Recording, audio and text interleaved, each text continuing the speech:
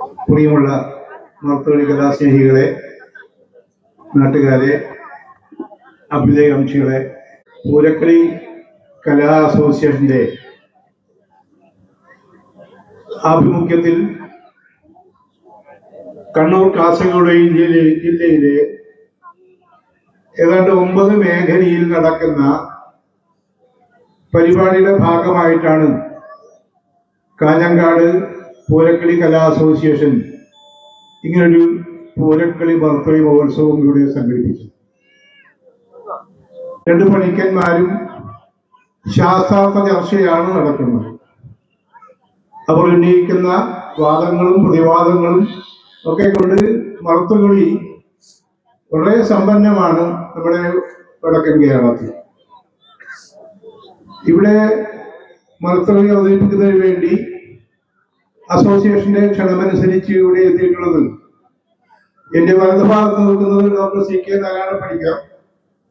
അദ്ദേഹം അധ്യാപകനാണ്, അദ്ദേഹം അക്കാദമിക് വിദഗ്ധനാണ്, മലയാള ഭാഷാപരമായിട്ടുള്ള പ്രാവീണ്യം നേടിയിട്ടുണ്ട്. അതുപോലെ തന്നെ മറുത്തുകളിയിൽ സംസ്കാര വിദ്യാഭ്യാസവും മറ്റു കാര്യങ്ങളൊക്കെ നേടിയ പൂരക്കളി രംഗത്ത് പട്ടുംകൊളയും അംഗീകാരങ്ങളിൽ ലഭിച്ച ഒരു പൂരക്കളി പണിക്കരാണ് ഡോക്ടർ CK നാരായണ പണിക്കർ. എന്റെ അടുത്ത ഭാഗത്ത് നിൽക്കുന്നത് ഗോപാലകൃഷ്ണ പണിക്കരാണ്.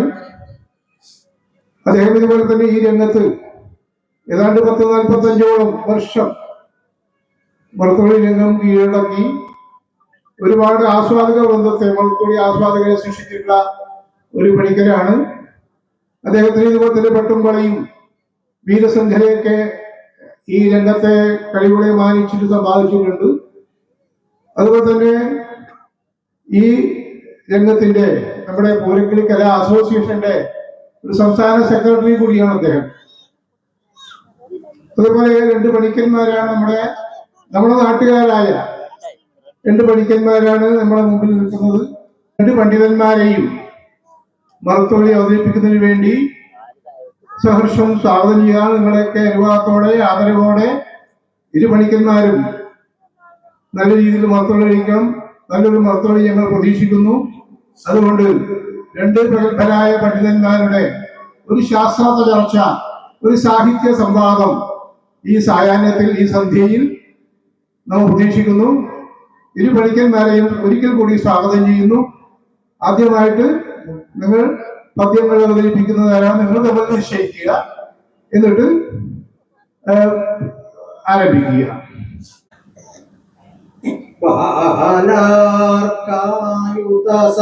പ്രഭാംകരതലേ ലോലംബമാലാം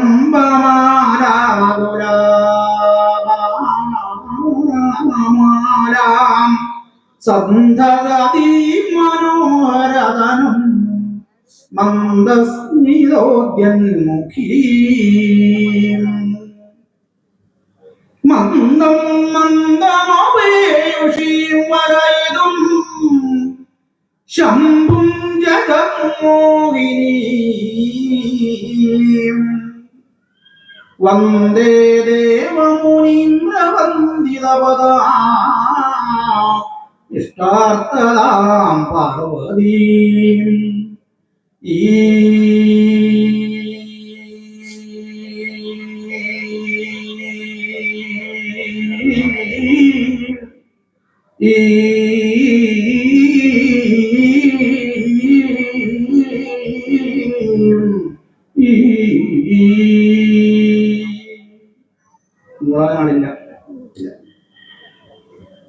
ബാലാർക്കായുധ സത്പ്രഭാം കരതലേ ലോലംബമാലാകുലാം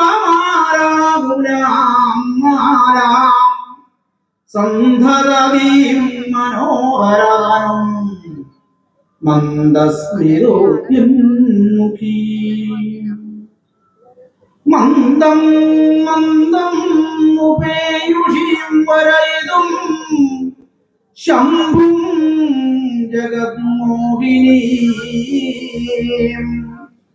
വന്ദേ ദേവമുനീന്ദ്രവന്ദിതപദാ ഇഷ്ടാർത്ഥതാം പാർവതീം ഈ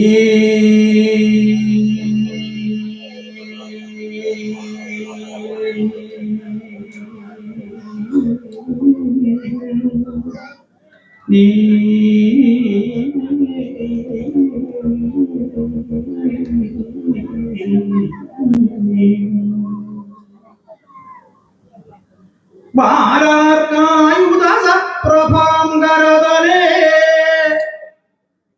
ലോലംബമാലാകുലാം മാലാം സന്തതീം മനോഹരതനും മന്ദസ്മിരോദ്യന്മുഖീം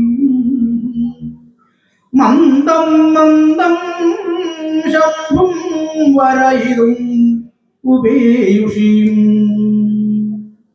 ജഗന്മോഹിനീം ദേവമുനീന്ദ്രവന്ദിതപദാം ഇഷ്ടാർത്ഥദാം പാർവതീം അഹം വന്ദേ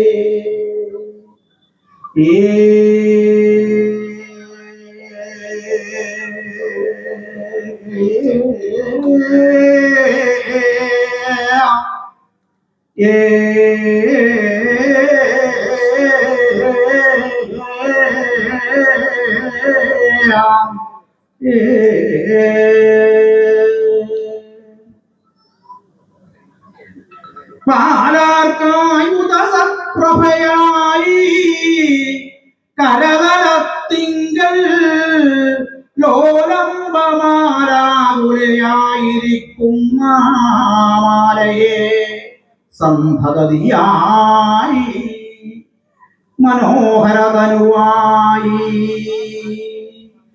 മന്ദം മന്ദമാകും വണ്ണം ശംഭുവേ വരിപ്പാനായി കൊണ്ട് ഉപേയുഷിയായി ജഗന്മോഹിനിയായി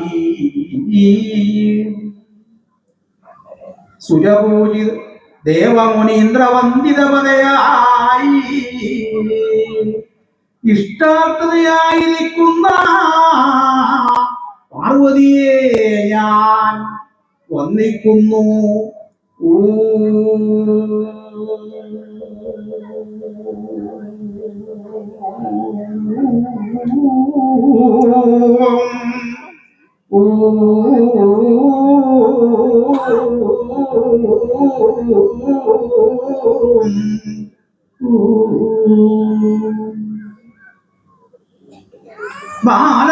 ബാലാർക്കായുധസൽപ്രഭ പാലാർക്കായുധത്തിന്റെ സത്പ്രഭയോട് കൂടിയവൾ ബാലാർക്കന്മാര് ബാലസൂര്യന്മാര് ആയുധം അസംഖ്യം സത്പ്രഭ നല്ല പ്രഭയോട് കൂടിയവൾ നല്ല പ്രഭ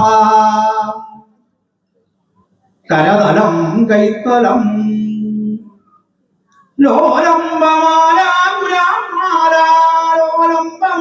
ലോലംബമാലാകുലയായിരിക്കുന്ന മാലയോടുകൂടിയവൾ ലോലംബമാലാകുല ലോലംബമാലകളെ കൊണ്ട് ആകുലയായിട്ടുള്ള മാലയോടുകൂടിയവൾ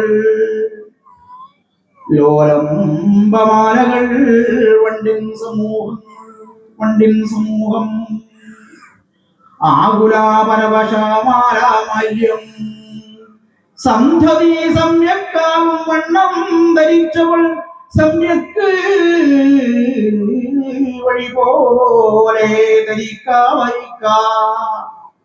മനോഹരതനു സുന്ദരി മന്ദം മന്ദം ഏറ്റവും പതുക്കി ഉപേയുഷി ഉപയാനം ചെയ്യുന്നവൾ ഉപയാനം ചെയ്യുക അടുത്തു വരിക ശംഭു ശ്രീ പരമേശ്വരൻ വരിക്ക സ്വീകരിക്കുക ജഗന്മോഹിനി ജഗത്തുകളെ മോഹിപ്പിക്കശീലയായിട്ടുള്ളവൾ ജഗത്തുക്കൾ ലോകങ്ങൾ മോഹിപ്പിക്കാവശീകരിക്കാശീലം സ്വഭാവം ദേവമുനീന്ദ്രവന്ദിതപദ ദേവന്മാരാലും മുനീന്ദ്രന്മാരാലും വന്ദിതങ്ങളായിരിക്കുന്ന പദങ്ങളോടുകൂടിയവൾ മുനീന്ദ്രന്മാരേ മുനിശ്രേഷ്ഠന്മാരെ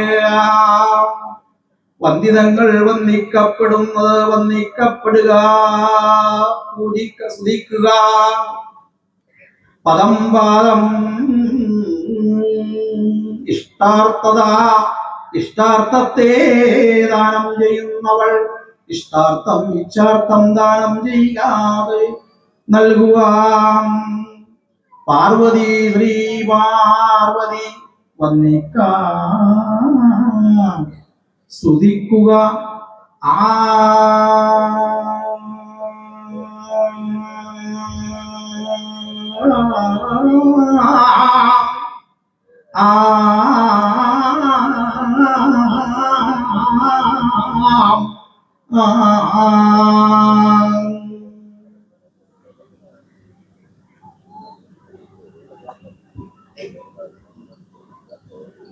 ആരെയാണ് വന്ദിച്ചത് പറഞ്ഞു? പാർവതി. അതെ, പാർവതി.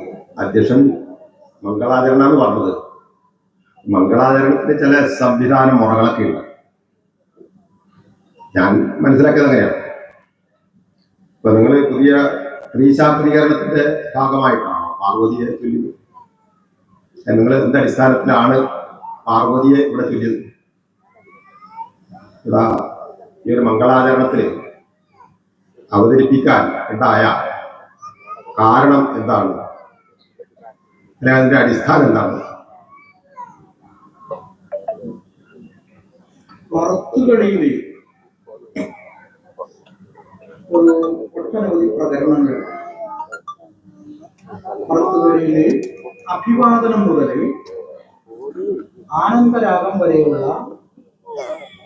നേരത്തെ ധാരാളം പ്രകരണങ്ങൾ ഉണ്ടായിരുന്നു. കുറെ അന്യാധീനപ്പെട്ട് ഇപ്പോഴും ഒരു 10-11 പ്രകരണങ്ങൾ മാത്രമേ സ്വീകരിക്കപ്പെടുന്നുള്ളൂ. അതില് ഒരു പ്രകരണമാണ് ഇവിടെ. അങ്ങ് തന്നെ പറഞ്ഞോ, ഈ എന്താണ് ഈ ചെയ്യുന്നത്? മംഗളാചരണമാണ്. മംഗളാചരണം എന്ന് പറഞ്ഞാൽ, മംഗളം എന്ന് പറഞ്ഞാൽ എന്താണ് അറിയാം. അതിലെ ഏതിലെ ആ പ്രകരണങ്ങളിലെ ഒരു പ്രകരണമാണ് ഇവിടെ നമ്മൾ സ്വീകരിച്ചത്. അതിൽ നിർമ്മിക്കുന്ന പരിസമാപ്ത്യർത്ഥമായിട്ട് ഇഷ്ടദേവതയെ നമസ്കരിക്കുക എന്നൊരു പ്രക്രിയയാണല്ലോ മംഗളം, അല്ലേ? അതാണല്ലോ മംഗളം. എന്താ മംഗളം എന്ന് പറഞ്ഞാൽ? നിർമ്മിക്കുന്ന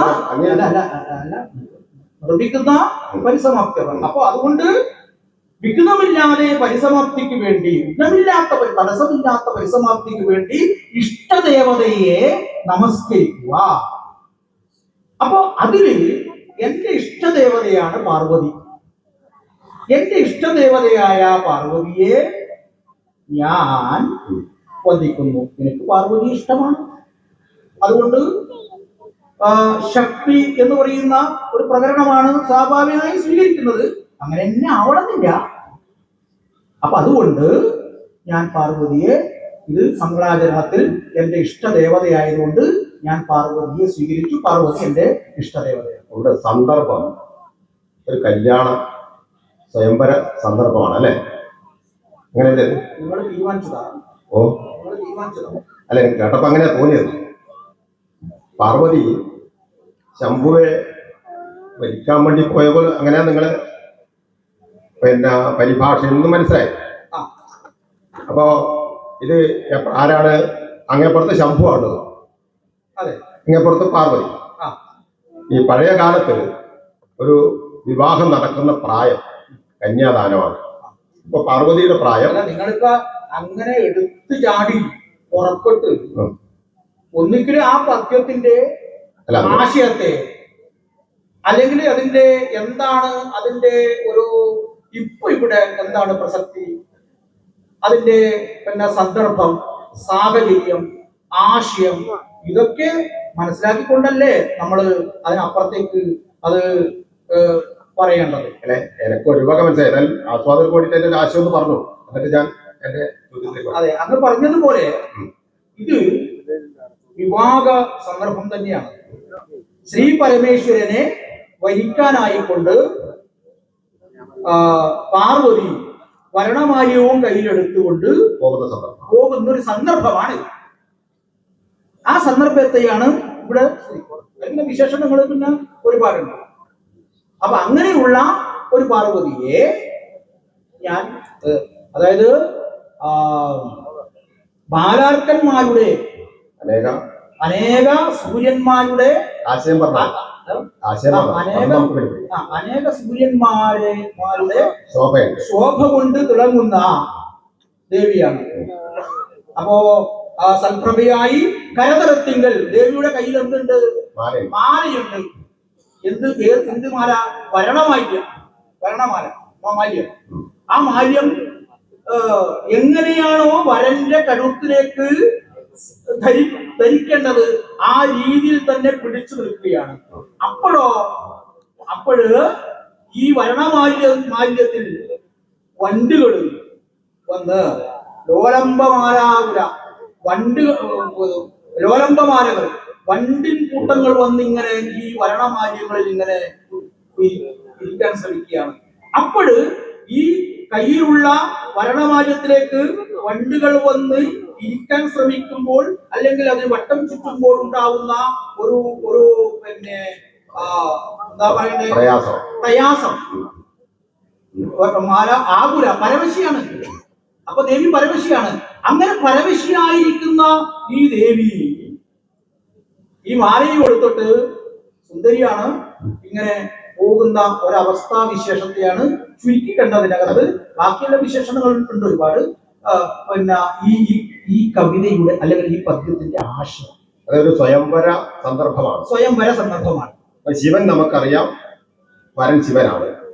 പാർവതി അല്ലെ ഈ പഴയ ഒരു സമ്പ്രദായ വിവാഹം എന്ന് പറഞ്ഞാൽ പഴയ സമ്പ്രദായത്തിൽ ഇന്നിപ്പോ മാറി. ഇന്നിപ്പോ 10, 28, 30 വയസ്സ് സ്ത്രീകൾക്കും ഏകദേശം തുല്യ പ്രായത്തിലേക്ക് ഉള്ള ഒരു കാലഘട്ടത്തിലേക്ക് മാറി. ഇത് പഴയ ഒരു കാലഘട്ടത്തിലെ ഒരു ചിത്രമാണ്. ആ ചിത്രം അവതരിപ്പിക്കുമ്പോൾ നമുക്ക് പാർവതിയുടെ പ്രായം എത്രയാണ്? ഈ നിങ്ങൾ പറയുന്ന ആ പാർവതിയുടെ പ്രായം എത്ര ഉണ്ടാവും? പ്രായമൊന്നും ഞാൻ പരിശോധിക്കാൻ പോയിട്ടില്ല. പക്ഷേ ബാലാർക്കായുധ സത്രഭ എന്ന് ഈ ബാലാർക്ക പ്രയോഗം എന്തുകൊണ്ടായിരിക്കാം നടത്തിയിട്ടുണ്ടാവുക? അസാമാന്യ കാരണം സൂര്യൻ രാവിലെ ഉദിച്ച് അസ്തമിക്കുന്നത് വരെയുള്ള സൂര്യൻ ഉണ്ടല്ലോ. ഇവിടെ എന്തേ ബാലാർക്കനെ തന്നെ പറഞ്ഞിട്ടുണ്ട്? ഒരേ സൂര്യൻ അല്ലേ? അപ്പോ പിന്നെ കവിതയിൽ നിന്ന് ആ പദം കൊണ്ട് ഒരുപക്ഷെ ആ പ്രായത്തെ ആയിക്കോട്ടെ. കുട്ടിയായ പാർവതിയെ നിങ്ങള് യുവാവായിട്ട് ശിവൻ എവിടെയുണ്ട്?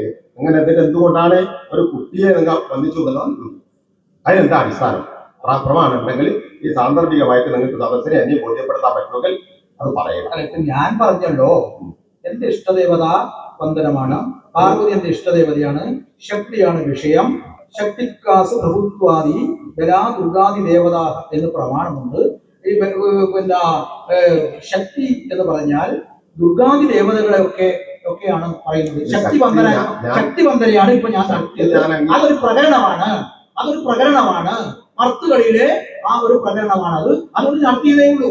പിന്നെ നിങ്ങൾക്ക് എന്താ അതിലെ പിന്നെ കാണുന്ന പ്രായത്തെയാണോ പിന്നെ ഉദ്ദേശിക്കുന്നത്, അല്ലെങ്കിൽ ശൈശവ വിഭാഗമാണോ ഉദ്ദേശിക്കുന്നത്? നിങ്ങൾ ഉദ്ദേശിക്കുന്നത് എനിക്ക് മനസ്സിലായില്ല. ചോദ്യത്തിന്റെ സംഗതി മനസ്സിലാക്കിക്കാനായിട്ട് എന്തുകൊണ്ട് പാർവതി എന്ന് പറഞ്ഞാൽ ഉത്തരം പറഞ്ഞു. പറയേണ്ടത് ഞാൻ മനസ്സിലാവേണ്ട രീതിയിൽ പറഞ്ഞു.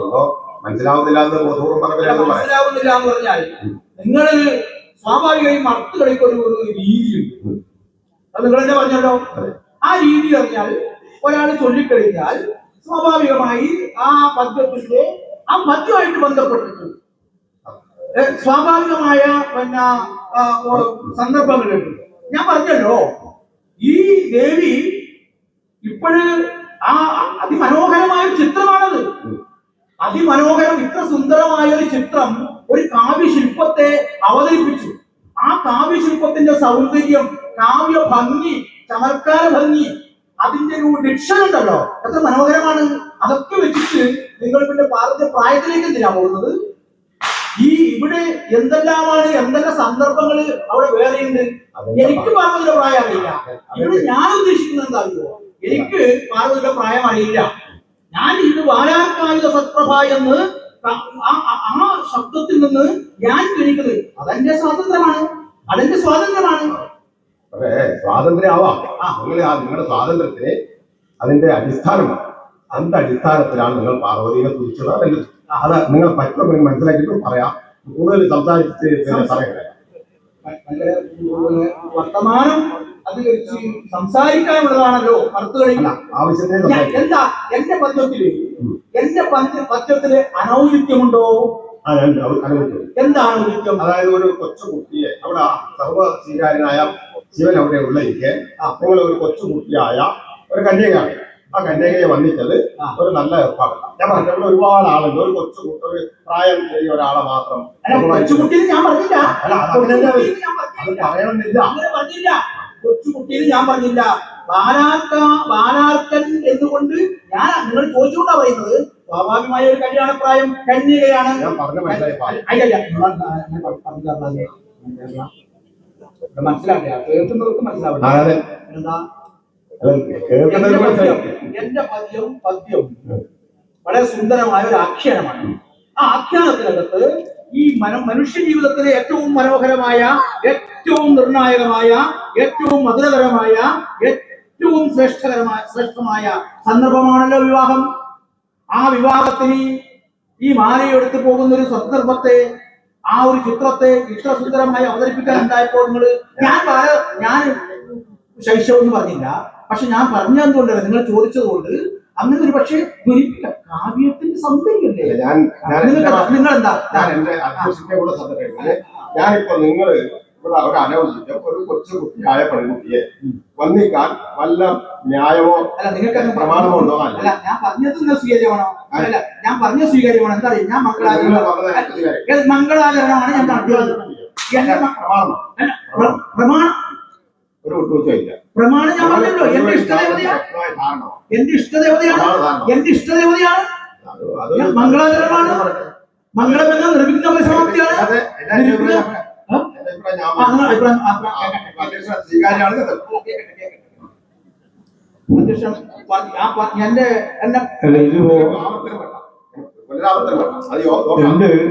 നിങ്ങൾ രണ്ടുപേരുടെ എന്താണ് വിഷയമെന്നും എനിക്ക് മനസ്സിലായി. നാടൻപണിക്കരി ഒരു ശ്ലോകം ചൊല്ലി നമ്മുടെ മർത്തകളിയുടെ പ്രകടനം എന്നുള്ളതിൽ ശക്തി വന്ദന അല്ലെങ്കിൽ മംഗളാചരണം, ഇഷ്ടദേവതാ നമസ്കാരം, ഇങ്ങനെയൊക്കെ വ്യാഖ്യാനമുണ്ട്. അദ്ദേഹം പറഞ്ഞു ഞാൻ ഇഷ്ടദേവതാ നമസ്കാരമാണ് നടത്തിയത്. ആ ഇഷ്ടദേവത എന്റെ ഇഷ്ടദേവതയാണ് പാർവതി. ആ പാർവതിയെ നമസ്കരിക്കാനോ അല്ലെങ്കിൽ വന്ദിക്കാനോ അല്ലെങ്കിൽ അതുമായി ബന്ധപ്പെട്ട കാര്യങ്ങൾ പറയുകയാണ് എന്റെ ശ്ലോകത്തിലെ സാഹിത്യപരമായി മറ്റുള്ള കാര്യങ്ങൾ. അതാണ് ഞാൻ പറഞ്ഞത്. ബാക്കി കാര്യങ്ങൾ ഞാൻ ഒന്നും പോയിട്ടില്ല. ഞാൻ ഗോപാലകൃഷ്ണ പണിക്കർ പറഞ്ഞില്ല. ഞാൻ പറയട്ടെ ഗോപാലകൃഷ്ണ പണിക്കർ പറയുന്നത് എന്താണ്? ഇതിലെ പാർവതിയുടെ പ്രായത്തെ സംബന്ധിച്ചിട്ടാണ്. ഈ ശ്ലോകത്തിൽ പ്രായത്തെ പറഞ്ഞിട്ടില്ലല്ലോ. സ്വയംവരാകുമ്പോ പ്രായം നോക്കുവോ? അല്ല, പഴയ കാലത്ത് എന്ന് പറയുന്നതല്ല. അവിടെ നമ്മുടെ ആധുനിക കാലത്തും കല്യാണപ്രായം നമുക്കറിയാം. കല്യാണപ്രായമായ കുട്ടിയാണ് പാർവതി. ആ കല്യാണപ്രായത്തിലെത്തിയ കുട്ടിയാണ്, സുന്ദരിയാണ്. അവൾ കയ്യിൽ മാലയും എടുത്ത് ശിവനെ വരിക്കാൻ വേണ്ടി മാലയുമായിട്ട് പോകുന്ന രംഗമാണ് ഈ കവിതയിലൂടെ വരച്ചു കാട്ടുന്നത്. സംശയത്തിലേ ഉള്ളൂ. മഹാശിവൻ അവിടെ ഉള്ളിലേക്ക് ഒരു കന്യാദാനമാണ് പണ്ടത്തെ, അങ്ങനെയാണ്. ആ ഒരു പെൺകുട്ടിയെ ഇദ്ദേഹം വന്നിക്കാനുള്ള ഔചിത്യമാണ് പറയേണ്ടത്. ഔചിത്യം ഞാൻ പറഞ്ഞു. ഇത് കന്യാദാനം എന്ന് പറയുന്നത് ഈ വിവാഹപ്രായമെത്തിയ ഒരു പെൺകുട്ടിയെ അച്ഛനും അതുപോലെ തന്നെ മറ്റു ആളുകളും ബന്ധുക്കളും ചേർന്ന് വേണമെങ്കിൽ മഹർഷിമാരൊക്കെ പോയി സംസാരിച്ച് അവര് പെണ്ണ് കണ്ടു, അങ്ങോട്ടും ഇങ്ങോട്ടും പിന്നെ സമ്മതമാണെന്ന് വിഭാഗത്ത് സമ്മതമാണെന്ന് പറഞ്ഞിട്ടാണ് ഈ കല്യാണം നിശ്ചയിക്കുന്നത്. ആ കല്യാണ അവസരത്തിൽ നമ്മുടെ രംഗമണ്ഡപത്തിലേക്ക്, രംഗമണ്ഡപം എന്ന് പറഞ്ഞാൽ കല്യാണ മണ്ഡപത്തിലേക്ക് മെല്ലെ മന്ദം എന്ന് അദ്ദേഹം പറഞ്ഞിട്ടുണ്ട്. അതൊക്കെ ഇതിന്റെ ഭാഗമാണ്. ആ മന്ദം ശിവനെ വരിക്കാൻ വേണ്ടിയിട്ട് മാലയുമായി പോകുന്ന ഒരു പെൺകുട്ടിയുടെ ചിത്രമാണ് ഇദ്ദേഹത്തിന് കാവ്യത്തിൽ വരച്ചു കാട്ടിയത്. അതിൽ അസാധ്യത്വമൊന്നുമില്ല. അല്ല, അതിന്റെ അടിസ്ഥാനമായ പെൺകുട്ടിയെ അവിടെ വന്നിക്കുന്നുണ്ട്. ആയിക്കോട്ടെ, ആ പെൺകുട്ടിയെ വന്നിക്കുന്നുണ്ട്. വന്നിക്കുന്നുണ്ട്. ചെറിയ പ്രായത്തിലുള്ള ഒരു പെൺകുട്ടിയെ വന്നിക്കാനുള്ള അടിസ്ഥാനം എന്താണ് നൽകുന്നത്? ഇവിടെ അല്ല ഒന്ന് പറയട്ടെ, അത് പഠിക്കാൻ പറയാം. ഇദ്ദേഹത്തിന് എന്തോ പറയണം. അത് വേണ്ട, എന്തോ പറയാൻ ഞാനിപ്പോ ചൊല്ലിയ പദ്യത്തിന്റെ അഭിനയത്തേക്കല്ല, മറ്റെന്തോ കൂട്ടി പറയണം. അപ്പൊ അദ്ദേഹം പറഞ്ഞേ പറ്റുമോ? ഒരു കാര്യം ചെയ്യാം, അധ്യക്ഷന്റെ അനുമതിയോട് കൂടി അത് പറയട്ടെ, കേൾക്കാം, എന്നിട്ട് നമുക്ക് അതിന്റെ ഇവിടെ ഒരു വിവാഹപ്രായത്തിലെത്തിയ പെൺകുട്ടി വരനെ വരിക്കാൻ വേണ്ടി മാലയുമായി പോകുന്ന രംഗമാണെന്ന് ഞാൻ പറഞ്ഞു. പക്ഷേ വന്നിക്കുന്നു പറഞ്ഞല്ലോ, ഇഷ്ടദേവതയാണ് പാർവതി എന്ന് പറഞ്ഞ സാധാരണ പാർവതി നമ്മുടെ നാട്ടിൽ കൊണ്ട് പാർവതിയല്ല. സമൂഹത്തിന്റെ ഇഷ്ടത്തെ സ്വീകരിക്കാൻ പറ്റുന്ന അടിസ്ഥാനമുള്ളതാ ചോദ്യം. അതാണ് ഇപ്പൊ അദ്ദേഹം പറഞ്ഞോണ്ട് ഞാൻ എന്റെ ഇഷ്ടദേവതയാണെന്ന്. അതെ, ഇതൊക്കെ പറഞ്ഞോ, എന്തൊക്കെ പറയാണ്ടെന്ന് പറയും. അതിന് പ്രത്യേകമായ നമ്മൾ സമയം പറഞ്ഞു പോകണ്ട. സമയം എന്തായാലും കൊണ്ടുപോയിക്കൂടെ നമുക്ക്. നമ്മുടെ ഈ കൃതികൾ മനുഷ്യ കഥാനുകായികൾ എന്നൊക്കെ പറഞ്ഞിട്ടുണ്ട്. ഓരോരോ കാലഘട്ടത്തിലെ സംസ്കാരമാണ്. ഈ ഓരോ വാക്കുകളും ഒരു അന്തർവാഹിനികളാണ്. ഓരോ പദവും നമ്മൾ ഓരോ പദം എടുത്താൽ ഓരോ കാലഘട്ടത്തിലെ പ്രത്യേകത നമുക്ക് മനസ്സിലാക്കാം. ഇവിടെ നിങ്ങൾ ഒരു കൊച്ചുകുട്ടിയെ വന്ദിക്കാനുണ്ടായ സാഹചര്യം വൈദിക മതപ്രകാരം നമ്മുടെ ഈ പ്രായഭേദമന്യേ നമുക്ക് ഒരു മാതൃസങ്കല്പം, അതായത് 16ഓളം അമ്മമാരെ ഈ വേദത്തിൽ പറയുന്നു. അതിലൂടെ വരുമ്പോൾ നിങ്ങളുടെ ഞാൻ പറഞ്ഞതിന്റെ അടിസ്ഥാനം ഞാൻ ചോദിച്ചത്. ഇപ്പൊ നമുക്ക് ഇവിടെ അറിയാം അമ്മമാർ എത്ര എന്ന് ചോദിച്ചാൽ നമുക്ക് തെറ്റമ്മ എന്ന് പറയും, അല്ലെങ്കിൽ ചിലപ്പോ അമ്മമ്മ തുടങ്ങി പറയും. പക്ഷെ അതിലുപരി സ്തനദാത്രി, ഗർഭദാത്രി, ഭക്ഷദാത്രി, ഗുരുപ്രിയ, അഭീഷ്ടദേവപത്നീജ, പിതൃപത്നീജ കന്യക, സഗർഭജ യാ ഭഗിനി, പുത്രപത്നി പ്രിയാ പ്രസൂ, മാതുർമാതാ പിതുർമാതാ, മാതുലസ്യ തഥൈവജ, ജനാനാം വേദവിഹിതാഃ മാതര ഷോഡശസ്മൃതഃ. അപ്പോ സാമാന്യമായ ജനങ്ങളുടെ മുൻപിലേക്ക് നമ്മുടെ സംസ്കാരം തരുന്ന ഒരു സന്ദേശമാണ് 16 തരത്തിലുള്ള അമ്മമാർ നിങ്ങൾ ബോധ്യപ്പെടണം. ആ പശ്ചാത്തലത്തിൽ നിന്നുകൊണ്ടാണ് നിങ്ങൾ സംസ്കാരം കൊണ്ടുപോകേണ്ടതിലൊരു സന്ദേശമാണ് പഴയ സംസ്കാരം നമ്മുടെ മുമ്പിൽ തരുന്നത്. അത് ഏതൊക്കെയാണ്? സ്തനദാത്രി. ഇപ്പോ പണ്ട് കാലത്ത് പ്രസവിച്ചു കഴിഞ്ഞാൽ പിന്നെ മുലയൂട്ടാൻ ചിലപ്പോ പാലില്ലെങ്കിൽ മുലയൂട്ടുന്നത് സ്ത്രീകൾ വേറെ ആയിരിക്കും. ആ മുലയൂട്ടിയ സ്ത്രീ അമ്മയായിട്ട് കരുതണം. അതാണ് സ്തനദാത്രി എന്നുള്ളത്. അതെ, തെറ്റം. ഗർഭദാത്രി, ഗർഭം ധരിച്ച അത് ഓറ്റമ്മ. അപ്പൊ ഗർഭം ധരിച്ചതായ കുട്ടിസന്ധാരണാധാത്രി, നമുക്ക് ധാത്രി എന്ന് പറയാറുണ്ട്. എന്താണ്? ഗർഭം ധരിച്ച് പ്രസവിക്കുന്നത് കൊണ്ടാണ് അമ്മയ്ക്ക് ധാത്രി എന്ന് പറയുന്നത്.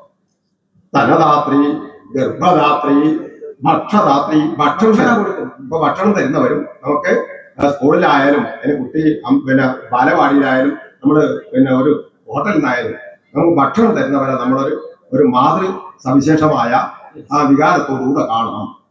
ആ ഗുരുപ്രിയ, ഗുരുനാഥന്റെ ഭാര്യയെ നമ്മൾ അമ്മയായിട്ട് കാണണം. പിന്നെയോ അഭീഷ്ടദേവ പത്നീജ, അഭീഷ്ടനായ നമുക്ക് ഇഷ്ടപ്പെട്ട നമ്മുടെ ദൈവം, ഇപ്പൊ നിങ്ങൾ പറഞ്ഞ ശിവനാണെങ്കിൽ, അല്ലെങ്കിൽ മഹാവിഷ്ണു ആണെങ്കിൽ, അല്ലെങ്കിൽ ബ്രഹ്മാവാണെങ്കിൽ അവരുടെയൊക്കെ ഭാര്യമാരെ നിങ്ങൾക്ക് അമ്മയായിട്ട് ഞാനായിട്ട് കാണണമെന്നാണ് ഒരു ന്യായം പറഞ്ഞത്. അഭീഷ്ടദേവ പത്നീജ, പിതൃപത്നി, അഥവാ അച്ഛൻ എന്തെങ്കിലും സാഹചര്യത്തിൽ രണ്ടാമതൊരു വിവാഹം കഴിച്ചാൽ ആ പിന്നെ ഭാര്യയെ, അച്ഛന്റെ ഭാര്യയെ അമ്മയായിട്ട് കാണണം. പിതൃപത്നീജ കന്യക. ഇനി കന്യക എന്ന് പറയുന്ന സങ്കല്പമുണ്ട്. അതായത് കല്യാണം കഴിക്കാതെ അവൾ നിത്യം അങ്ങനെ ആ ഒരു പിന്നെ വിവാഹം വേണ്ട എന്ന് ജീവിക്കുന്നുണ്ടെങ്കിൽ അവരെ നമ്മൾ അമ്മയായിട്ട് കാണണം. നമ്മുടെ ക്രിസ്തു മതത്തിലൊക്കെ കന്യകമാരുണ്ട്. നമ്മുടെ അമൃതാനന്ദ അമ്മയൊക്കെ ആ രീതിയിൽ അമ്മയാവുന്നവരാണ്. വേദത്തിലെ ഒരു ന്യായമാണ്. പിതൃപത്നീജ കന്യക. പിന്നെയോ സഗർഭജ യാ ഭഗിനി, ഗർഭിണിയായ നമ്മുടെ സഹോദരി വീട്ടിലുണ്ടെങ്കിൽ അമ്മയെ പോലെ അവരെ കാണണം. പുത്രപത്നി, മകന്റെ ഭാര്യയെയും അമ്മയെ പോലെ കാണണം. പ്രിയാപ്രസു ഭാര്യയുടെ അമ്മയെയും അമ്മയായിട്ട് കാണണം. മാതുർമാത അമ്മയുടെ അമ്മയെയും അമ്മയായിട്ട് കാണണം. പിതുർമാത അച്ഛന്റെ അമ്മയെയും അമ്മയായിട്ട് കാണണം. മാതുലാനി തഥൈവജ അമ്മാവന്റെ ഭാര്യയെയും അമ്മാവന്റെ അമ്മയെയും അച്ഛന്റെ പെങ്ങളെയും അമ്മയുടെ അനുജത്തെയും അമ്മയായിട്ട് കാണണമെന്നാണ് നമുക്ക് തരുന്ന ഒരു സന്ദേശം. അപ്പൊ ഈ ഇത്തരം ചുറ്റുപാടിൽ അമ്മാ സങ്കല്പത്തിൽ നിന്നുകൊണ്ട് മാത്രമേ തൊട്ടപ്പുറമുള്ള സ്ത്രീകളോട് നമുക്ക് വൈകാരികമായ കാഴ്ചപ്പാടുകളൊരു സന്ദേശമാണ്. അപ്പൊ നിങ്ങൾ ഈ തന്ന കുറച്ച് കുട്ടിയാണെങ്കിൽ പോലും കന്യകയായ അല്ലെങ്കിൽ ഇഷ്ടദേവന്റെ ഭാര്യ എന്ന രണ്ട് ന്യായപ്പാടാണ് ഒരു മാതൃസങ്കല്പം ആ നായികയ്ക്ക് കൊടുക്കാമെന്നുള്ള ഒരു കാര്യം സൂചിപ്പിക്കാൻ വേണ്ടിയിട്ടാണ് ഞാൻ ചോദിച്ചത്. ഇവിടെ നിങ്ങൾ ഈ പറഞ്ഞ മാതൃസങ്കല്പത്തെ കുറിച്ചും 16 അമ്മമാരെ കുറിച്ചും പറഞ്ഞതില് അനൗചിത്വം ഞാൻ കാണുന്നില്ല. പക്ഷേ ഇവിടെ എന്റെ വിഷയത്തിൽ ഇവിടെ പാർവതി എന്ന് മാത്രമേ പറഞ്ഞിട്ടുള്ളൂ, അമ്മ എന്ന് പറഞ്ഞിട്ടില്ല. അപ്പൊ അതുകൊണ്ട് ഈ 16 അമ്മമാരിൽ കന്യകയെയും അമ്മ എന്ന് വിളിക്കപ്പെടുന്നത് കൊണ്ട് ഈ പാർവതി ഇവിടെ കന്യകയായതുകൊണ്ട് മാതൃസങ്കല്പത്തിലാണ് ഞാൻ ഈ ഒരു പാർവതിയെ സ്ഥിരിച്ചത് എന്നാണല്ലോ നീ പറഞ്ഞതിന്റെ ചുരുക്കം അല്ലേ? ഇഷ്ടദേവ പത്നി എന്നുള്ള ഇഷ്ടദേവ പത്നി ആരാണ്? നിങ്ങൾ ശിവൻ നിങ്ങളെ ഇഷ്ടദേവൻ നിങ്ങൾക്ക് തീരുമാനിച്ചു. ഞാൻ പറഞ്ഞ ഞാൻ എന്താ ഞാൻ അങ്ങനെ പറഞ്ഞില്ല. ഞാൻ തർക്കം വേണ്ട, ഒരു കാര്യം ചെയ്യാം. ഞാന് അല്ല ഇഷ്ടദേവത അത് പറഞ്ഞതും കൂടി ഇതാണ് ശ്രീ പരമേശ്വരന്റെ ഇഷ്ടദേവൻ തന്നെയാണ്. അതെ ഇഷ്ടദേവൻ തന്നെയാണ്. അപ്പൊ ശ്രീ പരമേശ്വരന്റെ പത്നി എന്നുള്ളതിലും സ്വീകാര്യമാണ്. അതുകൊണ്ട് പിന്നെ നിങ്ങൾ പറഞ്ഞ ഈ ഒരു സന്ദർഭത്തെ ഞാൻ മാതൃസങ്കല്പത്തിലല്ല ഇവിടെ ആരാധിച്ചു. എന്തിനൊരു കടങ്കോലിടുന്നു? ഞാൻ പറഞ്ഞിട്ടില്ലല്ലോ. അല്ല ഞാൻ പറയുന്നില്ലേ എത്ര മനോഹരമായ ഒരു പദ്യം. ആ പദ്യത്തെ വ്യാഖ്യാനിക്കാൻ വയ്യ നമ്മൾ സമ്മതിക്കാതെ എന്തെങ്കിലും ഇങ്ങനെ നിങ്ങൾ പഠിച്ചത് ഇതിന്റെയൊക്കെ കൂട്ടി യോജിപ്പിക്കണം പറഞ്ഞാൽ ഈ മാതൃസങ്കല്പം എനിക്കും അറിയാം. പക്ഷെ അതല്ല അവിടെ ചർച്ചക്ക് വന്നാൽ ഇപ്പൊ സമയം പോകും. ഒരു കാര്യമില്ല, നമ്മൾ ആ പിന്നെ ബാക്കി വിഷയത്തിലേക്ക് കടക്കേണ്ടത് അധ്യക്ഷന്റെ ഒരു അഭിപ്രായം കൂടി ചുരുക്കി പറഞ്ഞ് പിന്നെ കേട്ടിട്ട് കാരണം എനിക്ക് പറയാനുണ്ടായില്ല. ഇതൊന്ന് നമ്മുടെ കളി നീട്ടിക്കൊണ്ടുപോയി കൂടാത്തുള്ള അഭിപ്രായമുണ്ട്. ഇവിടെ ഒരു പദ്യം ചൊല്ലി ആ പദ്യം ചൊല്ലിയിട്ട് അതിന്റെ സാരാംശം പറയുക എന്നുള്ളത് ഇതൊരു രീതിയാണ്. അതിന് മുഴുവൻ സമയം കൊടുക്കാതെ ഗോപാലകൃഷ്ണ പണിക്കര് പിന്നെ ആക്രമണം നടത്തിയെന്ന് പറയണ്ട. കാര്യങ്ങളുണ്ടവര് ഒരു അമ്മ സങ്കല്പത്തിലേക്ക് അമ്മ ആരൊക്കെ അമ്മയാവാം, അമ്മയെ ആരെയൊക്കെ നമുക്ക് അമ്മയായിട്ട് കരുതണം എന്ന രീതിയിൽ ഒരു കൽപ്പന താങ്കൾ അവതരിപ്പിച്ചു. അത് അതേപോലെ തെറ്റില്ല, നിങ്ങളുടെ കാഴ്ചപ്പാട് തെറ്റില്ല. പക്ഷെ ആ ഒരു വിഷയം വരാൻ ഉടനെ കാരണം അങ്ങനെ ഒരു ചർച്ചയുടെ വന്നില്ലല്ലോ, ഒരു വിഷയമായിട്ട് വന്നില്ലല്ലോ. വിഷയത്തെ അതൊന്നുമല്ല.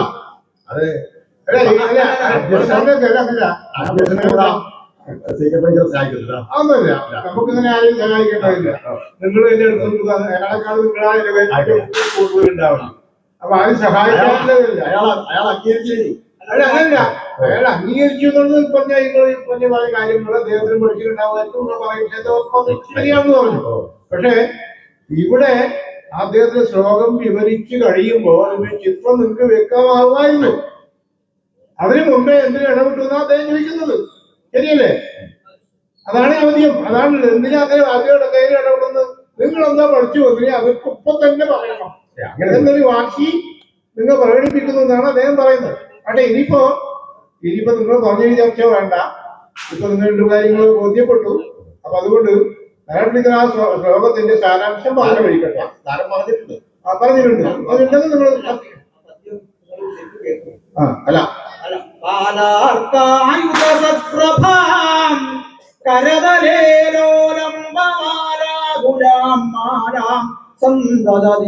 മനോഹരതനും മന്ദസ്മിതോദ്യന്മുഖീം മന്ദം മന്ദം ഉപേയുഷിയും വരയിതും ശംഭും ജഗന്മോഹിനീം വന്ദേ ദേവമുനീന്ദ്രവന്ദിതപദാം ഇഷ്ടാർത്ഥദാം പാർവതീ.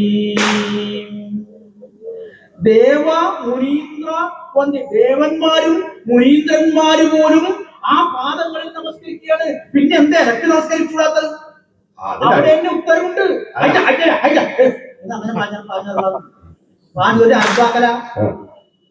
കാരണം ആ പദ്യത്തിനകത്ത് ജന്യമായ ആശയമുണ്ട്. എന്താ ഈ പാർവതി എങ്ങനെയുള്ളവളാണ്? ദേവ മുനീന്ദ്ര വന്ദിതപതയാണ്. മാത്രമല്ല ഇഷ്ടാർത്ഥതയാണ്. പറഞ്ഞു അത് പറയാതെ പിന്നെ ഏതോ പദ്യത്തിലില്ലല്ലേ പറയേണ്ടത്? പദ്യത്തിലില്ലല്ലേ പറയേണ്ടത്? അപ്പോ ഇഷ്ടാർത്ഥതയാണ്. എന്റെ ഇഷ്ടത്തെ അല്ലെങ്കിൽ ലോകത്തിന്റെ ഇഷ്ടത്തെ ദാനം ചെയ്യുന്നവളാണ് ഈ പാർവതി.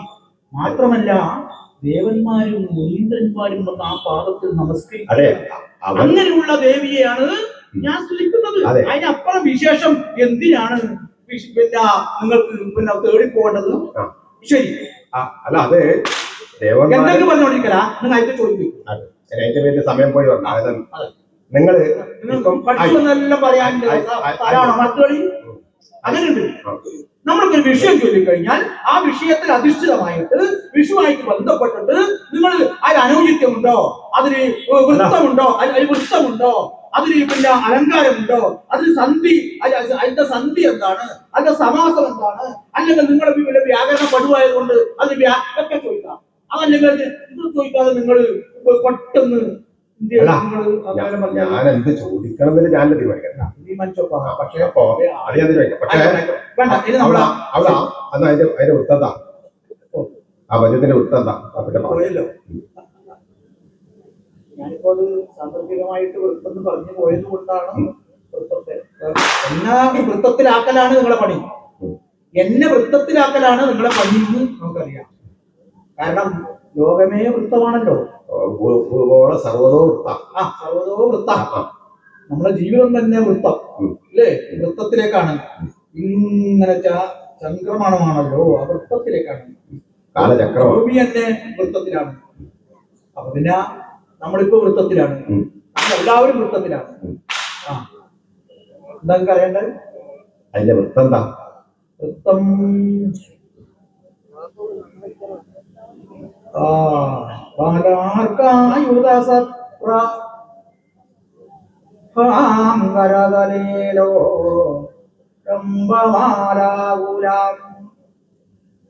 അത് 12 മസജം 12 മസജം സദന്ത ഗുരുവും ശാർദൂല വിക്രീഡിതം.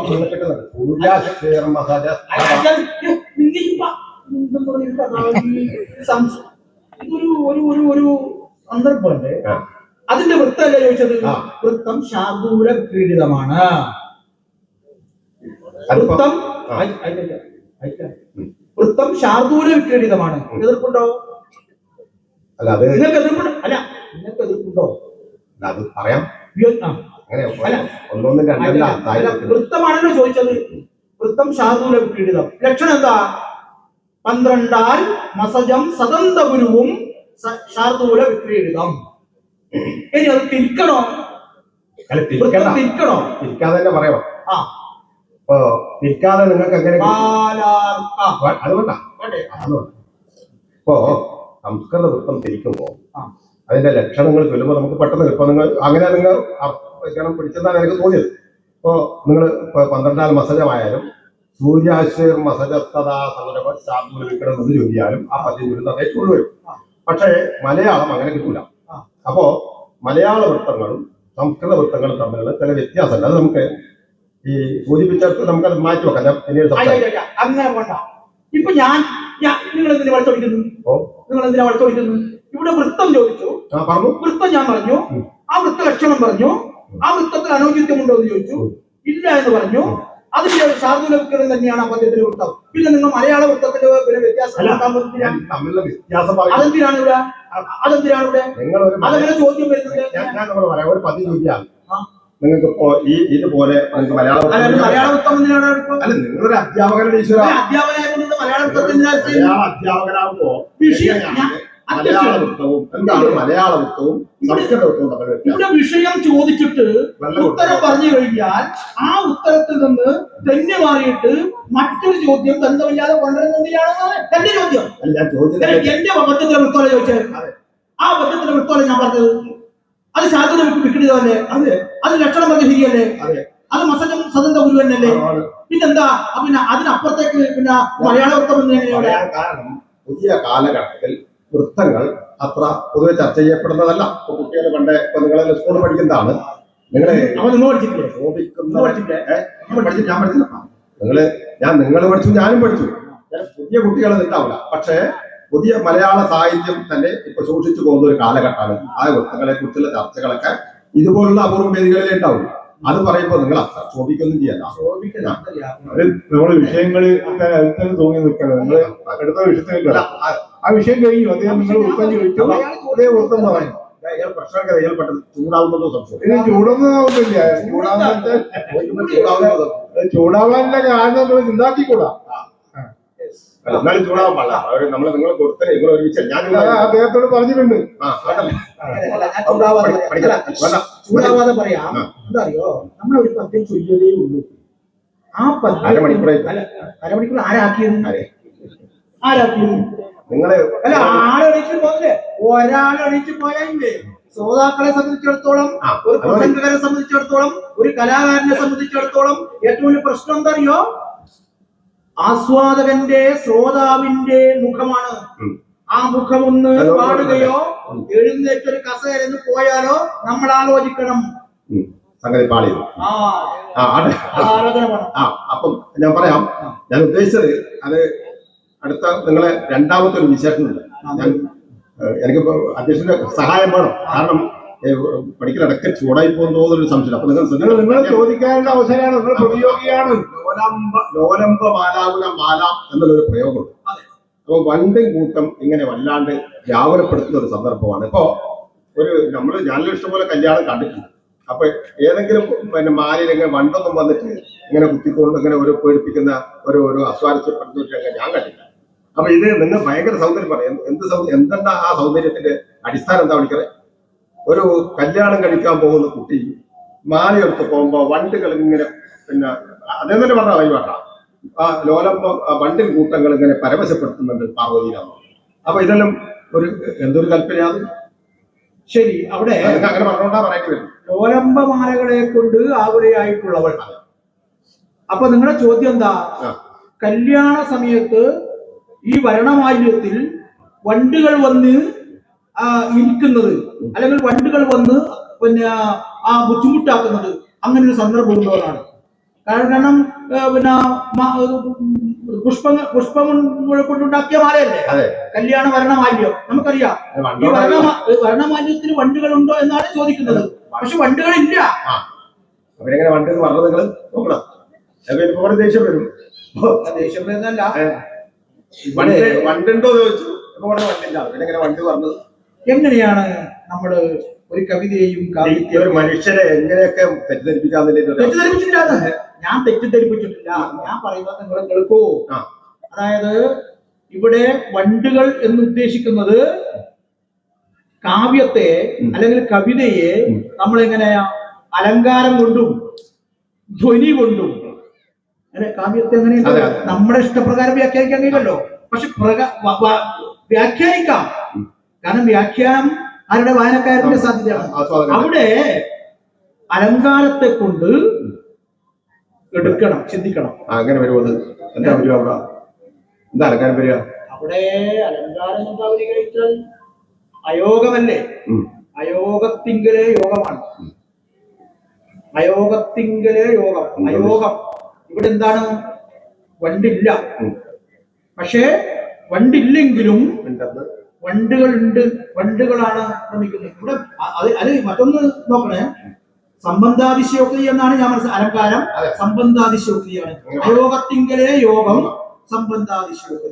അപ്പോ ഇവിടെ എന്താ ഈ ഉദ്ദേശിക്കുന്നത്, ഈ പൂവിൽ വണ്ടുകൾ വന്ന് ഇരിക്കുന്നു എന്ന് പറയുന്നത് യഥാർത്ഥത്തില് വണ്ടുകൾ അവിടെ ഇല്ല. ഈ സംബന്ധം കൊണ്ട് നമ്മൾ അലങ്കാരം കൊണ്ട് സൂചിപ്പിക്കാം. പക്ഷെ മറ്റൊന്ന് മറ്റൊന്ന് അവിടെ കാണുന്നതറിയാ, കല്യാണമല്ലേ സന്ദർഭം, വിവാഹമാണല്ലോ സന്ദർഭം. അപ്പൊ വിവാഹത്തിന് സമയത്ത് ഈ പെൺകുട്ടി ഭരണമാന്യം പിടിച്ചു പോകുന്ന സമയത്ത് തേൻ കുടിക്കാൻ വേണ്ടിയിട്ടാണല്ലോ വണ്ടുകൾ ഇരിക്കുന്നത്. എങ്ങനെയാണ് ഇരിക്കുന്നത്? ഒരു സ്പ്രിംഗ് ആക്ഷൻ ആണ്. പണ്ട് പൂവിൽ വന്നിട്ട് വേഗം വന്നിരിക്കൂല, ഇത് ഒരു സ്പ്രിംഗ് ആക്ഷൻ ഉണ്ട്. അപ്പൊ അതുപോലെ ഈ പൂവിൽ ഇവിടെ എന്താണ് നമ്മൾ അർത്ഥമാക്കേണ്ടത് അറിയോ? ഈ സുന്ദരിയുടെ കയ്യിലുള്ള പൂവുണ്ടല്ലോ, പുതിയതാണ്. പുതിയ പൂവിൽ മാത്രമേ വണ്ടിരിക്കൂ. പുതിയ പൂവ് എന്ന് ധരിപ്പിക്കാൻ വേണ്ടി. കാരണം പുതിയ പൂവിലെ എന്തില്ലൂ? തേനുള്ളൂ. ആ തേനെടുക്കാനാണ് ആര് വരുന്നത്? വണ്ട് വരുന്നത്. അപ്പോ പുതിയ പൂവാണ്, ഏറ്റവും പുതിയ പൂവാണ് എന്ന്, നവപുഷ്പമാണ് എന്ന് ഒന്ന് ധരിപ്പിക്കുന്നു. മറ്റൊന്ന് ഈ വണ്ട് എന്ന് ധരിപ്പിക്കുന്നത് എന്താണോ? ഇവിടെ ഈ പെൺകുട്ടി അതിസുന്ദരി പറഞ്ഞില്ല, അവരുടെ സൗന്ദര്യം പറഞ്ഞില്ലേ? അപ്പൊ ഈ സുന്ദരിയായിരിക്കുന്ന പെൺകുട്ടി വർണ്ണവായുവുമായിട്ട് വരുന്ന സമയത്ത് ആയിരക്കണക്കിന് കണ്ണുകളിലാകുന്ന വണ്ടുകൾ. ഒരുപാട് കാമുകന്മാരുണ്ട്. ആ ഒരുപാട് കാമുകന്മാരുടെ ഇടയിലൂടെ ഞാൻ പറയുന്നത് എടുക്കണം. അപ്പോ ഈ കാമുകന്മാരുടെ കണ്ണുകളാകുന്ന വണ്ടുകൾ പെൺകുട്ടിക്ക് നാണമൊന്നുമില്ല. അങ്ങനെ അല്ല, അങ്ങനെ പറയുന്നത് തെറ്റാണ്. ഇപ്പൊ ഏത് പറയുന്നത് പൊളിറ്റിക്കലി ഇൻകറക്റ്റാണ്. ഭാഷ അതിശുദ്ധമായി നമ്മള് പഴയ കാവ്യങ്ങളെല്ലാം, ഇപ്പോ പഴയ കാവ്യങ്ങളല്ല, പഴയ രീതിയെല്ലാം പോയിട്ട് ക്ലാസ്സിലെല്ലാം പഠിക്കാൻ പോയാലേ മാഷ് പ്രതിയാവും. അല്ലേ സന്തോഷപ്പെടുകയാണ്.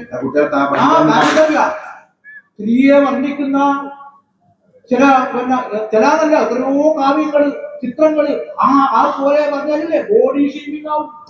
മാഷ് എന്താവില്ല അറിയുന്നു. അതുകൊണ്ട് ഇപ്പൊ എന്ന് പറയാൻ വയ്യ, പഴയത് പറയാനും വയ്യ. പക്ഷെ ഇവിടെ നോക്കുക, ഈ പെൺകുട്ടിയെ കാമുകിയാവാനോ ഭാര്യയാവാനോ ആയിരക്കണക്കിന് വരുന്ന കാമുകന്മാരുടെ കണ്ണുകൾ ഇങ്ങനെ ആക്രമിക്കുന്നത് കാണുമ്പോൾ നവോഢയായിരിക്കുന്ന ഇവൾ വളരെ വളരെ ഇങ്ങനെ പരവശിയായിക്കൊണ്ട് നാണം ലജ്ജ കൊണ്ട് ഇങ്ങനെ പോയിക്കൊണ്ടിരിക്കുന്നത്. ആ പാരവശ്യത്തെയാണ് ഈ കാവ്യം കവിത ധ്വനിപ്പിക്കുന്നത് എന്ന് പറഞ്ഞാൽ അസാംഗത്യമുണ്ട് എന്ന് ഞാൻ കരുതുന്നില്ല. കാരണം കാവ്യത്തെ, കവിതയെ അങ്ങനെ വ്യാഖ്യാനിക്കാനുള്ള സ്വാതന്ത്ര്യം വായനക്കാരന് വ്യാഖ്യാനാവുന്നുണ്ട്. എന്റെ വ്യാഖ്യാനം ഇവിടെ വണ്ടുകൾ എന്ന് ഉദ്ദേശിക്കുന്നത് ഒന്ന് നവോഢയാണ്, മറ്റൊന്ന് നവകുസുമമാണ്. ആ തേൻ എന്ന് പറയുന്നത് സ്വാഭാവികമായിട്ടും ഈ സൗന്ദര്യത്തെ ഇഷ്ടപ്പെടുന്ന, സൗന്ദര്യം കണ്ടാൽ നോക്കാത്ത ആളില്ലല്ലോ, ഏത് സൗന്ദര്യത്തെയും. പക്ഷെ സ്ത്രീ സൗന്ദര്യം എന്ന് പറയുന്നത് ഈ ലോകത്ത് അല്ലേ, പറഞ്ഞില്ലേ അങ്ങനെ. അപ്പൊ അതുകൊണ്ട് ആ സൗന്ദര്യത്തെ കണ്ടിട്ടാണ് ഇങ്ങനെ കാവ്യ അലങ്കാരം കൊണ്ടും ധ്വനി കൊണ്ടും നമുക്ക് എടുക്കാമെന്നാണ്. പുതിയ പുഷ്പമാണ് നമ്മുടെ സംബന്ധാതിശയോക്തി അലങ്കാരം. പിന്നെ വലിയ അർത്ഥം വരും. ഒന്നുമില്ല, കുറച്ച് വിശദീകരണം കൂടുന്നു. കാരണം സമയം കുറവായതുകൊണ്ട് വിശദീകരണം കുറക്കണം. പിന്നെ ഈ കുട്ടികളെ ക്ലാസ്സിലെടുത്ത ശീലമായിരിക്കുമല്ലോ. അപ്പൊ അത് കുറച്ച് മാറ്റി വെച്ചാൽ കുഴപ്പമില്ല. അപ്പൊ ഞാൻ അടുത്തൊരു കാര്യത്തിലേക്ക് വരാം. അധ്യക്ഷൻ നിങ്ങളുടെ സമയം പോട്ടെ, നമുക്ക് സമയം കുറവല്ലേ. അവസരം പറയാൻ അധ്യക്ഷൻ ഇവിടെ നിങ്ങളെ ഇഷ്ടാർത്ഥതാം പാർവതി എന്നാണ് പിന്നീടുള്ളത്. ഇവിടെ എനിക്കതിനെ കുറിച്ച് കാര്യമായിട്ടുള്ള കാര്യങ്ങൾ ചർച്ച ചെയ്യാനുണ്ട്. ഇപ്പൊ നിങ്ങൾ ഈ പറഞ്ഞ അവസരം, ഈ പാർവതി എന്നുള്ളത് ഒരു പേരാണ്. പാർവതി എന്നുള്ള ദേവിയുടെ പേരാണ്. ഈ പേര് ഇപ്പം അത് പാർവതി അമ്മ അല്ലെങ്കിൽ പാർവതി പിന്നെ എന്നൊക്കെ പറയുമ്പോൾ നമുക്കൊരു ആദരവും ബഹുമാനമുള്ള നമ്മുടെ സമൂഹം അംഗീകരിച്ചൊരു പേരാണ്. അപ്പൊ ഇപ്പോഴത്തെ പേരൊക്കെ നമുക്ക് അത്ര സ്വീകാര്യം ആവണമെന്നില്ല. പല പേരുകളും ഈ അക്ഷരങ്ങൾ അതായത് നമ്മൾ അത് ജാമ്യം എടുത്തോ അവരെ നമ്മൾക്കൊരു അനുവാദം തരും. അങ്ങനെ വരുമ്പോ ഈ പേരുകൾ ഇടുന്നതിൽ നമ്മുടെ പാരമ്പര്യ സംസ്കൃതം അല്ലെ പൈതൃക സംസ്കാരം ഈ സ്ത്രീകളുടെ പേരുകൾ ഒക്കെ ഇടുന്നതിൽ പുരുഷന്മാരുടെയൊക്കെ പേരിടുന്നതിൽ എന്തെങ്കിലും നിഷ്കർഷയോ സങ്കേതമോ ഉണ്ടോ എന്നാണ് എൻ്റെ ചോദ്യം. നിങ്ങൾ ആ ഒരു പാർവതി എന്നുള്ള ഒരു നിങ്ങൾ പല നീട്ടി വളരെ ഭാവാത്മകമായിട്ട് ചൊല്ലുകയും ചെയ്തു.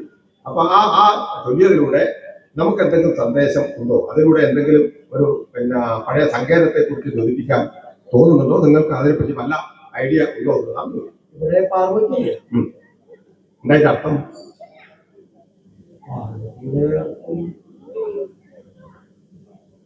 പർവ്വതത്തിന്റെ അതെ, പർവ്വതസ്യ പർവ്വതസ്യം സ്ത്രീ പാർവതി. അപ്പം പർവ്വതത്തിന്റെ മകളാണ് പർവ്വതസ്യ അവത്യം സ്ത്രീ. അവിടെ പർവ്വതത്തിന്റെ മകളാണ് പാർവതി എന്നാണ് അർത്ഥം. അപ്പൊ പേരിടുന്നതിൽ എന്താണ് നിങ്ങൾ ചോദിക്കുന്നത്?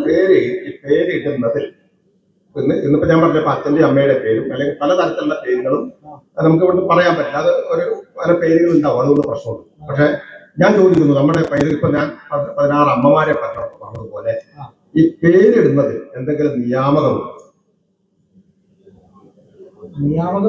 നിങ്ങളിപ്പോ പാർവതി എന്ന് ദീർഘിച്ചിട്ടാ പറഞ്ഞത്, ഇയാണ് പറഞ്ഞത്.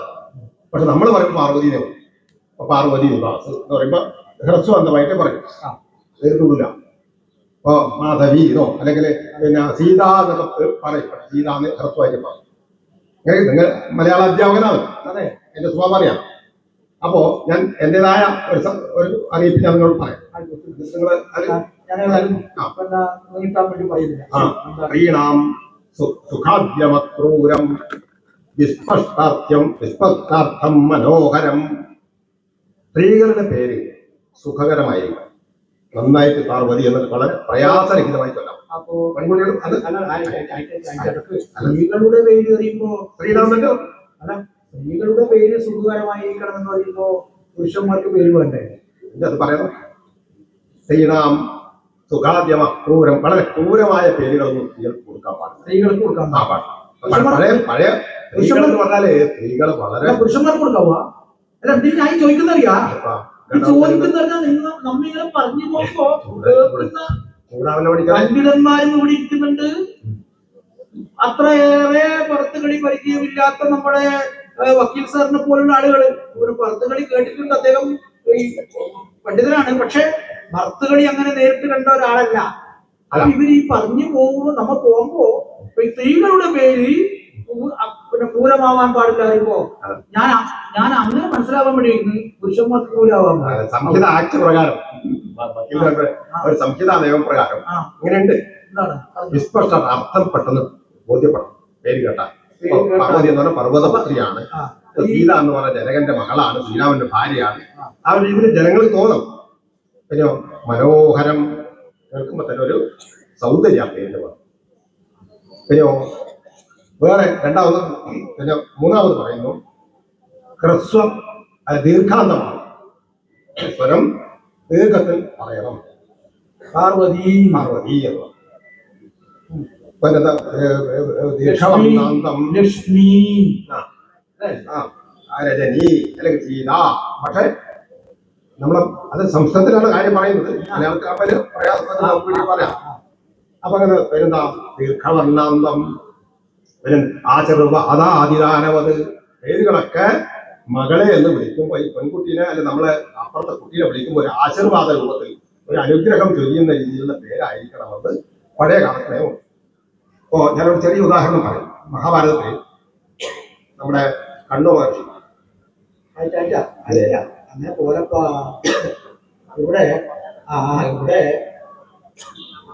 അല്ല, അധ്യക്ഷന്റെ ആ ഇടപെടലൊന്നും ആവശ്യമാണ്. നല്ല അടിപ്പും അന്തരിക്കാതെ ഇവിടെ പാർവതി എന്നിട്ടത് കൊണ്ട് അങ്ങനെ സ്ത്രീകൾക്ക് പേരിടുന്നതിൽ നിയമമുണ്ട് എന്നാണെന്ന് ഒന്ന് പറഞ്ഞത്. മനസ്സിലാവട്ടെ. അപ്പോ ശരി, എന്താണ് അത്? ദീർഘാന്തമായിരിക്കണം അല്ലേ? പാർവതി അപ്പൊ എഴുതുമ്പോ അത് മലയാളം. കുളിക്കുമ്പോ പാർവതി, അപ്പൊ ദീർഘാന്തമായിരിക്കണം, ക്രൂരമാവാൻ പാടില്ല, എന്താണ് പിന്നെന്താ പറഞ്ഞത്, മംഗളകരമായിരിക്കണം. ഇങ്ങനെല്ലാണ് സ്ത്രീകൾക്ക് പേരിടാൻ വേണ്ടി വേണ്ടത്. അതുകൊണ്ടാണ് പാർവതി എന്ന് ഈ വിളിക്കുന്നത്, അല്ലെങ്കിൽ ലക്ഷ്മി എന്ന് വിളിക്കുന്നത്, സീത എന്ന് ഒക്കെ വിളിക്കുന്നത് അതുകൊണ്ടാണ് എന്ന് പറഞ്ഞില്ലേ? അവിടെ പൂർണ്ണമായില്ലേ? അല്ല, അവിടെ നിങ്ങളുടെ ചോദ്യം പൂർണ്ണമായില്ലേ? അല്ല ഞാൻ പറഞ്ഞിരുന്ന സമയത്ത് വ്യക്തമാക്കി പറയാം. അതായത് ഇതിനൊരു ഉദാഹരണം, ഇപ്പോ ശകുന്തളം മഹാഭാരതത്തിലൊരു കഥയാണ്. ആ സന്ദർഭത്തിൽ ഈ കണ്ണു മഹർഷി ഫലമുലാദികൾ ശേഖരിക്കാൻ വേണ്ടിയിട്ട് വനത്തിലേക്ക് പോയി.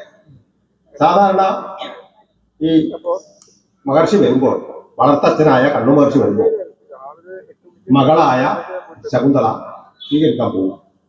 പക്ഷേ അന്നത്തെ ദിവസം ശകുന്തള പോയില്ല. അദ്ദേഹം ത്രികാലജ്ഞാനി ഋഷിയല്ലേ, അറിയുമല്ലോ.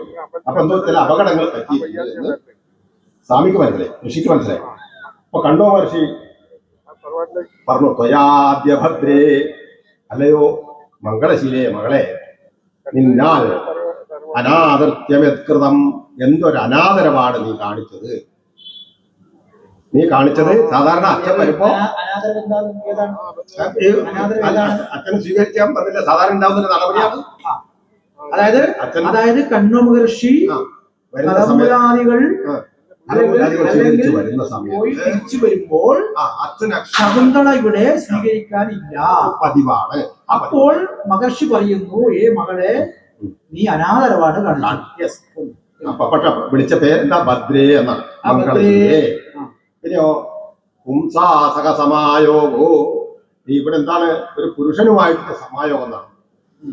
നിങ്ങളിവിടെ ദുഷ്യന്തനുമായിട്ട് ഒരു എന്താ കല്യാണം, ഗാന്ധർവ വിവാഹം നടന്നു.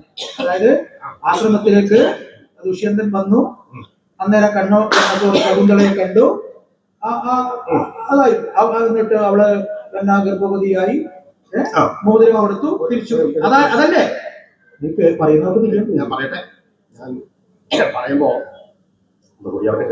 കേൾക്കുന്നവർക്ക് ഈ പുരുഷനുമായിട്ടുള്ള സംയോഗം, അച്ഛനമ്മമാരറിയാതെ ഒരു കല്യാണം കഴിക്കാതെ ഒരു പുരുഷനുമായിട്ട് ബന്ധപ്പെടുന്നത് ഏത് അച്ഛന്മാർക്ക് എടുക്കില്ല, അമ്മമാർക്ക് ഇഷ്ടപ്പെടുന്നു. പക്ഷേ അത്തരം ഒരു സന്ദർഭം മഹർഷി പിന്നെ അറിഞ്ഞിട്ട് പോലും വളരെ ആദരവോടുകൂടിയാണ് ശകുന്തളേനെ അഭിസംബോധന ചെയ്തത്.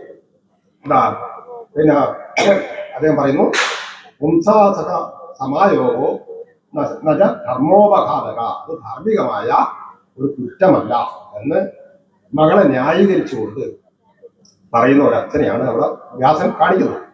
ഇവിടെ എന്താ ഞാൻ പറഞ്ഞു വന്നത്, തെറ്റ് ചെയ്തപ്പോൾ പറയുന്നത് ശാകുന്തളത്തിലെ കഥയാണോ? മഹാഭാരതം,